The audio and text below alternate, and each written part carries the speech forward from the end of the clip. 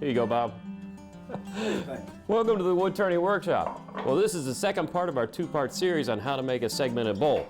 We're going to finish her up today. Stay tuned. The Wood Turning Workshop is made possible in part by Woodcraft since 1928, providing traditional and modern woodworking tools and supplies to generations of craftsmen. Woodcraft, helping you make wood work. Easy Wood Tools, offering a full line of wood turning tools with replaceable carbide cutters.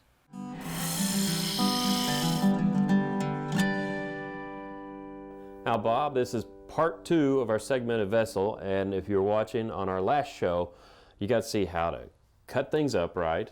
Correct, yeah. And also how to do measurements. Right. And what else were we doing? Well, we were talking about putting the rings together after we get them cut. Oh yeah, your gluing technique, which uses the plywood and all that, and how to use the table saw correctly also. Yeah, we did all that and got it all up to the point where we were adding the segments together, gluing them on the rings and finishing them. And now we're going to go to, the rings are finished. Right. Separately. So we're going to go now to adding the rings and building it up. Start doing the assembly. So Yeah. you have in your hand right now the very base piece? This will be the very bottom. Okay.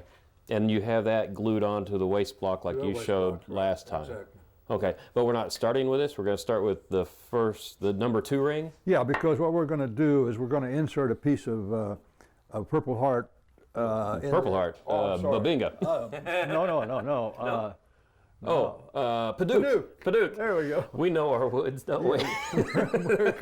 Yeah, we're going to insert a plug into here to make it look like this piece comes through here. I got you, because earlier This is a lot easier than trying to. You could yeah. cut a tenon on this and insert it into here, but this way I think it's much easier, and I'll get a better fit probably. Okay, so we'll start with that part. Okay. Cool. So Bob, you're using a square nose scraper right now to make the recess for the plug? Right, and it's also ground on the side, so I'm cutting on the side as well as cutting from the front side. Oh, okay. And what you did was, on your plug, you took this diameter with your calipers, transferred it to here now, and you're going out to that mark, right? Right. Okay. Right. And it's like a lot of projects we do in wood turning, it's very finicky. You got to be careful and not take too much wood off, right? Oh yeah, this is very critical, because if you go just even a half a millimeter too far, then you got a gap in there, and you can't have that. Don't want to start We over. don't want that. Right. I'm just working that very slowly to the line. Then I'm going to stop and take a look at it to be sure. I still got the line on there, but I want us to be sure. Thank you. Well, and it's critical too, you're making these both cuts parallel. The plug is parallel, or perfectly right angled. Yeah, it's straight. Probably a little, I don't know, probably a little bit of an, I like to have it so it, Let's see here. Put it that way. yeah. Oh, I see.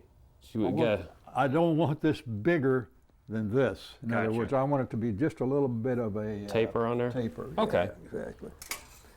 So So we then lucky when enough? not quite, when I find that, when I find that dimension in there, then on the front, then I know that I can go ahead and take out a little more. Oh, I got you. It's like a safety. That's it. Yeah. It's looking good. How close do you think you are now? I think I'm about there. Yeah? Yeah, let's take a look. Okay.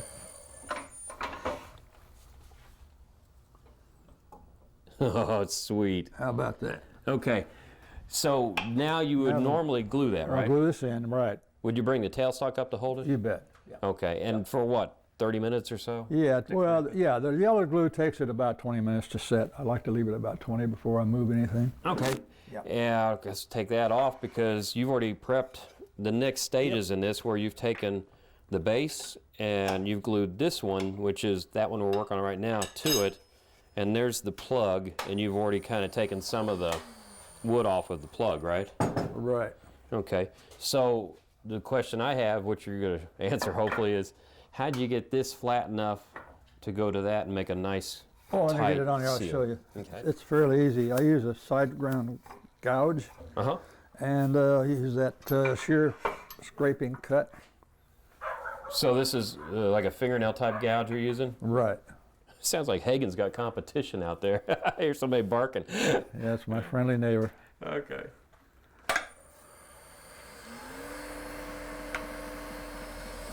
So you're just using a pull cut with it on its side. Right. That's about the smoothest cut you can make on. Of course, you're turning all side grain anyway, and it's really an easy cut. It's easy to make a smooth cut. That is one of the neat things about doing a segmented bowl or vessel. It's side grain, right, instead of end grain. Oh, absolutely. You don't. Everything is side grain. And you have the tool turned just enough that it's cutting, not scraping, right? Right. Okay. I would call it a shear scrape. Because it's making all sorts of really cool little shavings. I mean, that's some fine stuff. See, I don't quite have the plywood off here yet, Uh-huh. but I want to see where I am. I'm good and flat, so I'll take a little bit more off all the way, and I'll be good to go. Okay. And then you did mention the plywood, and we're going to show in a minute how you do that, all right? To take it off, because that's a whole different animal, I'm sure. Well, yeah, what it does, it has a tendency to dull your tool with the plywood. Because this is a nick segment that would go on there, right? And it's got a plywood back, and that's... Right. Okay. And mount that on a screw chuck. So once you have this one flat, then the job... We're in good shape there. Awesome. Okay, so right now what do we need to do? Take a screw chuck for that? You like that? Yeah, I did. That was nice. Need oil. Well, I guess you just put it in reverse to take it off. Yeah, Okay. probably not approved, but Well, you have these things lying all over the place, don't you? I have probably a dozen of those because I use them over and over. And so that is threaded, which goes onto your spindle. Yep. And then it has a permanently mounted screw in there. That's pretty cool. Yeah, and you use a 1/4-inch hole. Uh-huh. Oh, for drilling the hole. Drill a hole in the wood, yeah, and Yeah. so everything is a Okay. standard. Now this is where that little gluing thing you did in the last show pays off, because that's giving you the tooth-thin tooth. That's what I got to there. have to hold that plywood in That makes a place. lot of sense. That's a pretty cool trick. Because if you're just going into the plywood, it would shatter. Oh, and you have that barely feeding. I just let it screw itself on there. You ever get any splinters that way? Oh yeah. Now, is the procedure the same for getting this flat also? Yeah. Okay. Yep. Okay. So we go up here and make that cut. Yeah, because this is all lumpy and the glue's squeezed out a little bit and all that. Yeah, you just got to take those edges off. Okay. And I would also, I was going to say, is there a point where you round that out? yeah, I'd probably do that first, actually. Okay, yeah, show us how you do that. Okay. Yeah. Because now you're going to be cutting in grain, correct? No, this is all still side. Oh, it's still side. Yeah. Because the end grain is in between the seams. Exactly. Gotcha, okay. Yeah. What you need now, another toy? Well, I probably need another tool. You have enough over there, I think. Okay. You're like me. Okay, so that's a regular grind bowl gouge? Yeah. Okay. See, this is just a result of roughing it out on the bandsaw. Right. Now, are you trying to get down to a certain diameter? No, I'm just going to get it round. Okay. And just getting it around kind of helps you in the process later when you start to turn the piece? Right. Okay. And I can see when you hit the plywood, powder comes off rather than shavings. Oh, yeah. Yeah. You can see that? See? Yeah. Yeah. Okay. So once you get that rounded out, we'll get the side flattened, and then that gets glued onto the piece we're just working with. Exactly. So Bob, we've moved ahead in the project a little bit. So we now have the base segments 2, 3, 4, and 5 glued on, right? Correct. And we still haven't showed the gluing yet, but what we wanted to do was show how to remove the plywood, Plus, you actually start rounding out during the process, right? Or roughing out. I like to just rough it out just to get the general shape started. Take away some excess wood that you don't need. Yeah, exactly. Yeah. Okay. It just looks better. Go ahead. Yeah. So you're using your bowl gouge, right? Right. Okay. Yeah. And this is a curve here that I'd like to establish from at this point. Yeah. So this is the part where it actually, you like to make it dramatic and have it sweep into the base A little bit, yeah. Okay. Now, does it feel different turning all side grain with a bowl gouge than it does end grain? Oh, it does. It's a little more aggressive? Yeah. Well, you got those ridges that, until you get it smooth. Once you get it round, then it cuts pretty good, see? And the problem too is if you didn't do this as you built it up, you would wind up with this really out around wonky piece of wood that'd be almost impossible to turn, right? Yep, exactly. Okay. So I'm going to surface. Okay. I want to get this diameter here. Wow, and that is rough. I can't imagine what that'd be like if you had the whole bowl that way. Oh yeah. Yeah.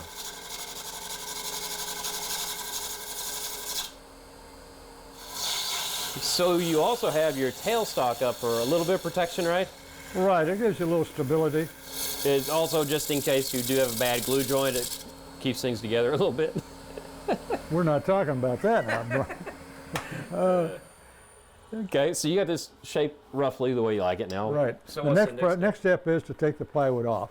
That's going to be cool. So I can surface this okay. to glue on the next one, right? Okay, how do you do that? I do it with a little bowl gouge.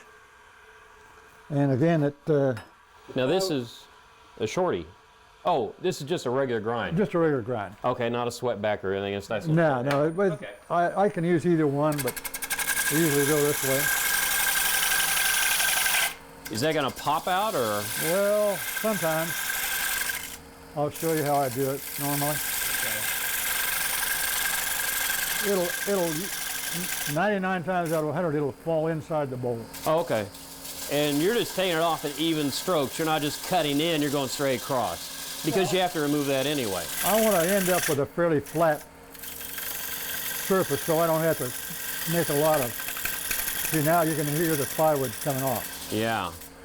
I'm down to that last little layer of plywood. And it's also important to have the tailstock up for this part too to keep it from flopping out actually. Right, exactly. Okay.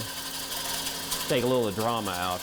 But if I'm careful, see, now you can tell I'm out of solid wood. Right, it's a hollow sound. Ah. There it is. Get it out of there. Throw it away. I was going to ask you, you have any other uses for those? No. No? Okay. Not normally. So now you got this, there's still a little plywood there, right? But not much. But I'm going to take this middle out. I'm going to take some more out of this middle part. Oh, okay. Get it down to almost the diameter of this. Because I can feel in there you've already done that to this layer, right? Right. You take a little off to get it so it's easier to handle inside.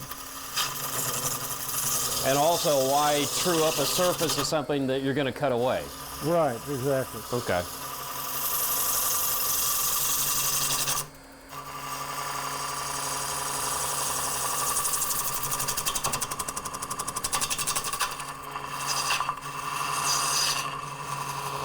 And this is also kind of like on the outside. The more you get the inside roughed out, the easier it'll be for you when you hollow it out and finish. Right, there's less hollowing. Okay. Neat. But I do like to leave enough so that I've got some stability when I'm gluing the two pieces together. Right. Because if you made this too thin, it would be a really unstable product. The walls would be too thin, they'd flex. And also it might shatter the, or stress. What I would normally do now is put another ring on, and then I'd go in and then I've got enough to work with here and take some more out of here. But I think now I'd go ahead and surface this. Okay. Now one thing you didn't show us before, we didn't get to see, show us your sanding block real quick and how it works, even though this isn't quite roughed out or smoothed out. You want me to smooth it first? Yeah. Well, just show it with your sanding block real quick, just how it works. Yeah. Okay, sure. Because once you actually smooth this out, right? Right. Then the next step is I just put a sanding block up there to take a little bit of the tool marks out to be sure I got a perfectly flat. And so this is just a piece of plywood? With, and this is floor sanding. Oh, really? Yeah. And so you just hold it up to it like that? Okay. But in reality, you do have to go back with your bowl gouge and turn that true first, right? Oh, sure. Yeah, okay. Well, at least we know how to use the sanding block, which is really pretty cool. Now, while Bob is doing that, it's time for your turn. Well, you might be surprised, you might not either. The person who gets the most fan mail is actually Hagen, and people all the time are wanting to know about this great fellow. Well, he's our guy. We've had him for 5 years. He's 6 years old. He is a German Shepherd. He came from Germany. And the sad part of his life was that he was abused as a puppy by his first owner. And they actually gave him up. You want to sit? Thank you very much. Can you shake? They gave him up because he wasn't a big, brave protection dog. And they did some nasty things to him to try to make him brave, and it actually had the opposite effect. He's very timid. If he meets you in public, he'll probably hide behind me or mommy. You try to jump in his backyard, though, his instinct does kick in. Smile. Give me a kiss. Okay. Oh, good smile. Plots. And he knows 2 languages. He's a really good guy. But actually, he started becoming part of the show because he likes to play with his buddies that live behind us, 2 Chihuahuas, catch that, and he'd bark at them, so it'd get into the audio, and so we have to reshoot the segment. Finally, it's just like, let's just make him part of the show. German Shepherds are really funny dogs. Don't judge them by their cover. He's a big clown. But he is our great buddy. We love him, and he is the light of our life, aren't you? Yeah. Oh, big stretch. Oh, look at that boy. Now you know Hagen. Yeah.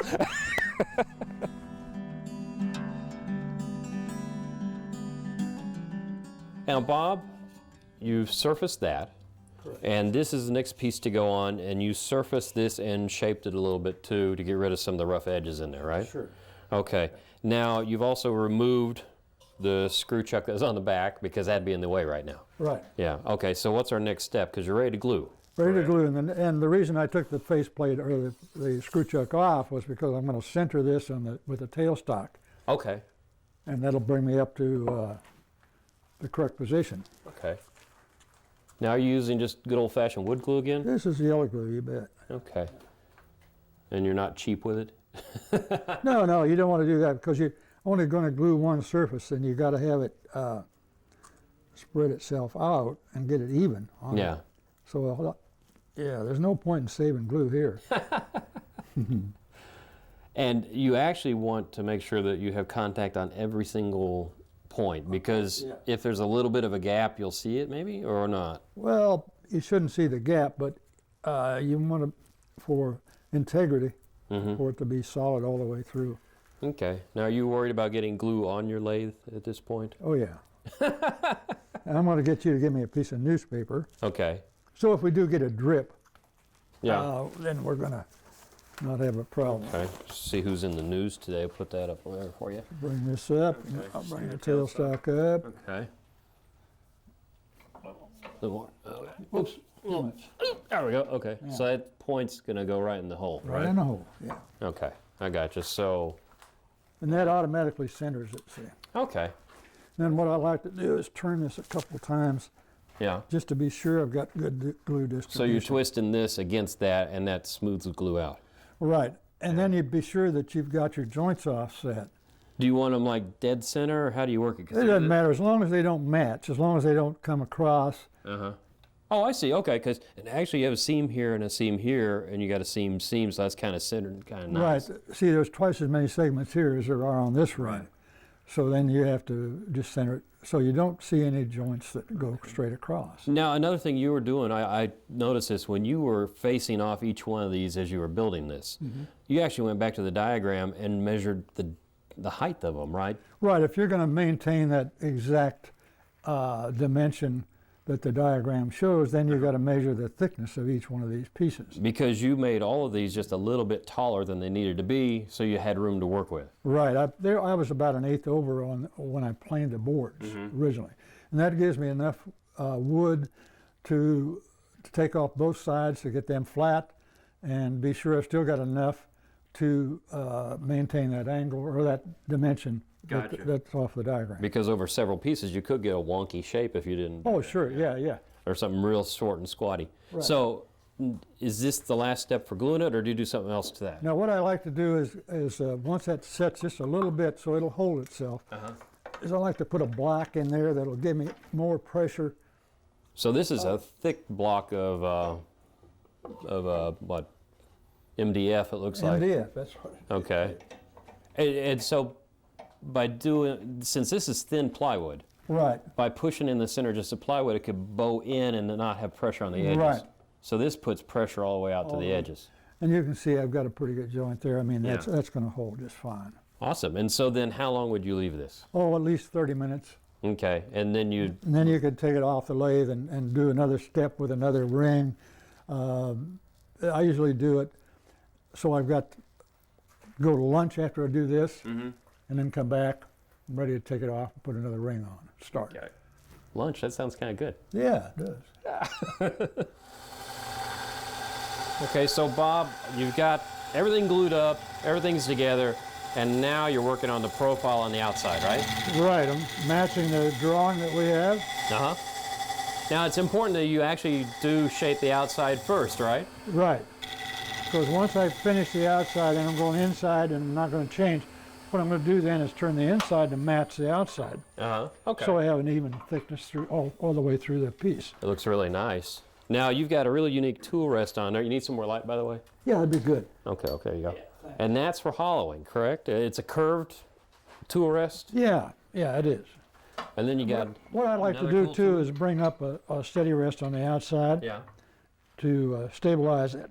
So when you make that inside cut, it's a lot smoother, and you don't get any chatter then. Yeah, because if you were turning a regular bowl, you work your way in an inch at a time, so you don't have to worry about that sort of chatter. But this thing's thinned out all the way right now, so it's going to The vibrate. way we do it with the rings, yeah, you've got some chatter inside there. Okay.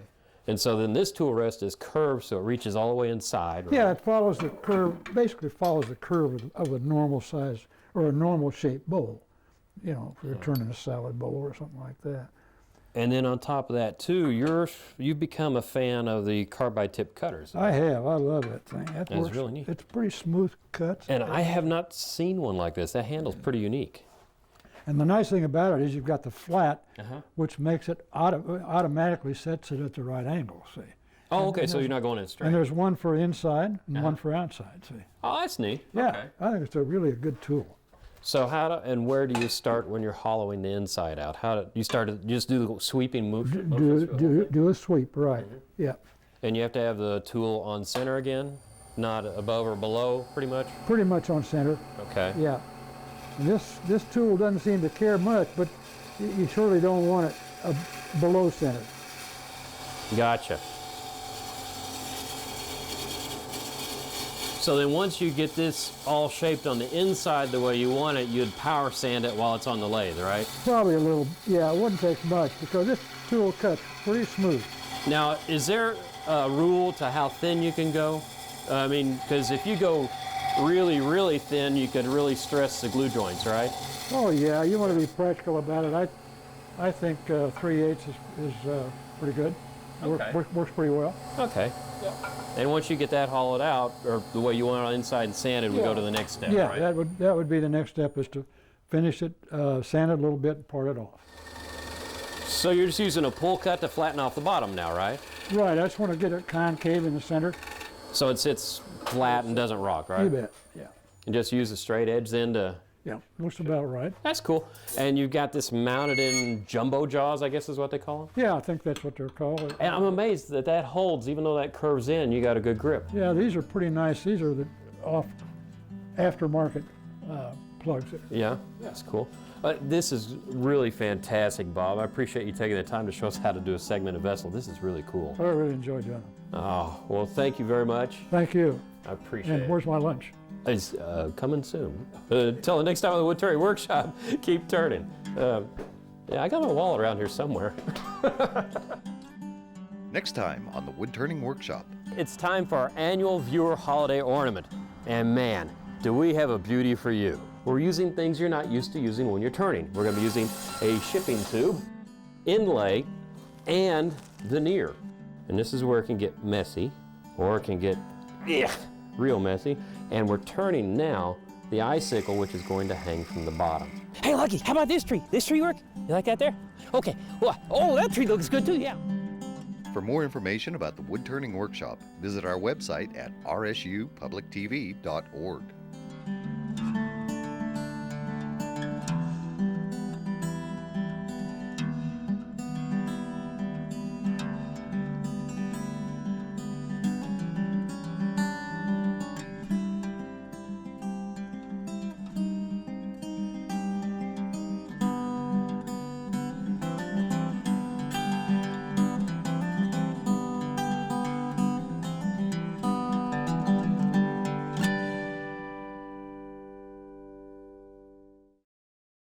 The Woodturning Workshop is made possible in part by Woodcraft, since 1928, providing traditional and modern woodworking tools and supplies to generations of craftsmen. Woodcraft, helping you make wood work. Easy Wood Tools, offering a full line of wood-turning tools with replaceable carbide cutters. To order a DVD of this or any other episode, call 1-800-823-7210 or visit rsupublictv.org. This week on the Woodturning Workshop, part 2 on how to make a segmented bowl. Get the profile first and then go to the, and make that cut smooth and then go to the inside. Cutting on the side as well as cutting from the front. So you have a seam here and a seam here, and you got a seam, so that's kind of centered. Well, thank you very much. Thank you. I appreciate And it. where's my lunch? It's coming soon.